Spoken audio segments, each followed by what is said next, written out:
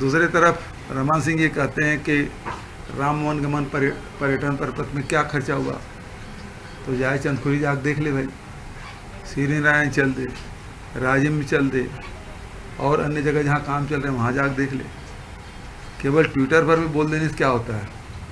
15 साल मुख्यमंत्री रहे, कभी चंदखुरी गए नहीं, जहाँ कौशल्या माता का के मंदिर है वहाँ तो गए नहीं, अब जाके देख ले। तो ये लगातार उसी प्रकार गिरिराज सिंह आरोप लगा रहे हैं, अरे इनके समय में तो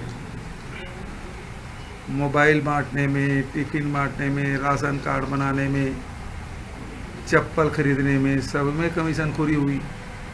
हमारे समय में सीधा हितग्राहियों के खाते में जा रहा पैसा, बेरोजगारी भत्ता भी एक ठीक से बांट नहीं पाए, हम तो सीधा उनके खातों में पैसा ट्रांसफ़र कर रहे हैं। तो ये अभी जो गौठान योजना है उसको दिल्ली के 4 कमेटियाँ आ गई लोकसभा की देखने, गुजरात की टीम आ गई, मध्य प्रदेश के गौ सेवक आयोग के अध्यक्ष आके गए, सब तारीफ करके जा रहे हैं और ये घोटाला देख रहे हैं।